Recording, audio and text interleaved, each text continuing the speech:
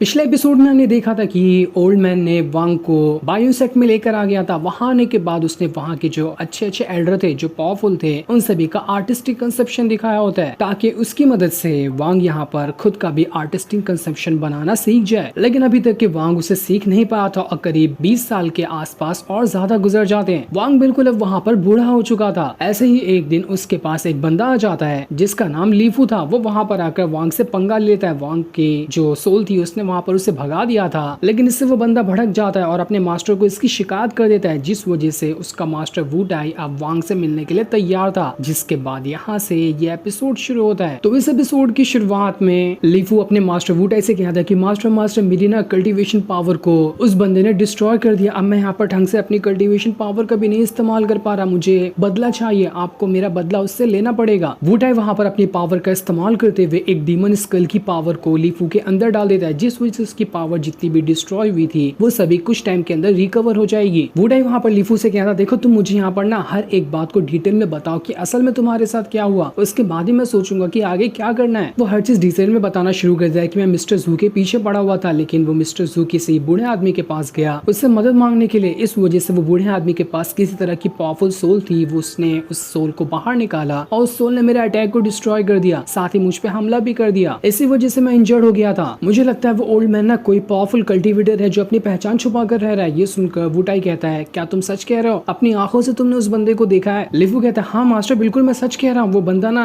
नाटक करके वहाँ पर रह रहा है एक मॉडल इंसान की तरह, जबकि वो असल में कोई पावरफुल कल्टीवेटर है। वू टाई कहता है, चलो बहुत अच्छा, बहुत बढ़िया बात है, तुम मुझे रास्ता दिखाओ कि असल में वो बंदा कहाँ पर रहता है, मैं उससे मिलना चाहता हूँ। वैसे भी काफी टाइम हो गया हम दोनों साथ में कहीं गए नहीं, तो आज अच्छा मौका मिला है उस बंदे से मिलने का। लीफू ये सुनकर काफी ज्यादा खुश था कि मजा आ गया, अब तो उस बुढ़ा वांग की वाट लगने वाली है, मेरे मास्टर उसे मजा चखाएंगे। इसके बाद लीफू और वू टाई वहाँ से चले जाते हैं। उन दोनों के जाने के बाद सेक्ट के जो बाकी डिसाइपल थे वो सभी आपस में बातें कर रहे थे। वो लोग कह रहे होते कि बचपन से आज तक के लीफू का मास्टर ने बहुत ही अच्छा तरीके से ख्याल रखा है। कोई भी अगर लीफू के ऊपर आंख भी उठा के देख लेना तो मास्टर वहाँ पर उस बंदे को जिंदा नहीं छोड़ते हैं। तो मुझे लगता है कि जिस बंदे ने भी यहाँ पर लीफू के साथ पंगा ले लिया उसने बहुत बड़ी गलती कर दी। मास्टर तो अपनी क्रूरता की वजह से ही जाने जाते हैं, उनके जैसा रूथलेस बंदा कोई नहीं होगा। लेकिन इन बुद्धू लोगों को क्या पता था कि जिससे उसका मास्टर मिलने जा रहा है वो तो दुनिया का सबसे ज्यादा रूथलेस बंदा है, जो इनके मास्टर जैसे बंदों को तो उंगलियों में नचाता फिरता है। वो सभी वहाँ पर कह रहे थे कि यहाँ पर तो और भी सेक्ट है, क्या पता कोई दूसरे सेक्ट का बंदा हो जिसने लूफी के साथ पंगा ले लिया हो, लेकिन हमें उसके बारे में टेंशन लेने की जरूरत नहीं है। मास्टर कहाँ पर भी चले जाए उनके सामने कोई पूरा सेक्ट ही क्यों ना आ जाए, वो अकेले वहाँ पर उन सभी को संभाल सकते हैं। तो हमें बस यहाँ पर आराम से बैठना है और मास्टर के आने का इंतजार करना है, वो वहाँ पर उसका बैंड बजाकर आ ही जाएंगे। दूसरी तरफ बाजार में लीफू और वू टाई दोनों आगे बढ़ रहे थे। लीफू सोच रहा होता है कि वांग देख लेना, तू ना खुद पे अफसोस करेगा कि तूने मुझ जैसे इंसान के साथ पंगा लिया, आज तेरा मरना तय है और मैं अपने हाथों से तेरी कब्र खोद कर तुझे गाड़ दूंगा। रास्ते में आगे बढ़ते हुए वू टाई को जैसे ही वहाँ पर कुछ कैंडी वगैरह बिकती हुई दिखाई देती है, वो वहाँ पर जाकर कैंडी खरीद लेता है लीफू के लिए। वो उससे कह रहा था कि चलो हम रास्ते में जा रहे तो लंबा सफर होने वाला है, तब तक तुम इसे खाकर एंजॉय कर सकते हो। जिसे पाकर तो लीफू खुश हो जाता है। मास्टर जो था वो लीफू का बिल्कुल अपने बेटे की तरह ख्याल रखा करता था, इसलिए वो उसके हर नखरे उठाता है और जो भी लीफू करने के लिए कहता है वो वू टाई कभी नहीं चुकता। इसी वजह से यहाँ पर लीफू को कॉन्फिडेंस था कि उसका मास्टर तो आज यहाँ पर वांग की बैंड बजा कर ही रहेगा। वू टाई वहाँ पर लीफू से कह रहा था, तुम्हें पता है जब मैंने पहली बार तुम्हें देखा था ना तो तुम बहुत ज्यादा छोटे थे और इसी तरह से कैंडी लेने के लिए लाइन में खड़े हुए थे, शायद तुम भूल गए होगे, लेकिन वो चीजें आज तक मुझे याद है। लीफू कहता है, नहीं नहीं मास्टर मैं कैसे भूल सकता हूँ, बाप और बेटे का रिश्ता तो बचपन में ही तय कर दिया जाता है, लेकिन उसके बाद जो दूसरा रिश्ता आता है वो मास्टर का आता है। आप मेरे मास्टर से ज्यादा मेरे फादर की तरह है, आपने मुझे कभी भी मेरे फादर की कमी महसूस होने ही नहीं दी। इतना कहकर तो लीफू भी वहाँ पर काफी ज्यादा इमोशनल हो चुका था, क्योंकि उसके फादर अब इस दुनिया में नहीं है, सिर्फ उसके मास्टर ही जो है जो उसका फादर की तरह ख्याल रखा करते हैं। वू टाई कहता है, बस बस बहुत हो गया, कितना रोगे, चलो जल्दी से मुझे रास्ता दिखाओ, हमें उस बंदे से मिलना भी तो है। दूसरी तरफ वांग जो होता है वो मिस्टर जू से कह रहा था कि जरा तुम मुझे बताओगे कि असल में माजरा क्या है, वो लीफू तुम्हारे पीछे क्यों पड़ा हुआ था। मिस्टर जू बता रहा होता है कि हमारे पास ना एक बहुत ही ज्यादा खास फर्नेस है, उसी के पीछे ये लीफू पड़ा हुआ है, वो उसे हासिल करना चाहता है। कुछ टाइम पहले की बात है, वो जो फर्नेस है प्रिंस को तोहफे में दिया गया था ताकि वो जो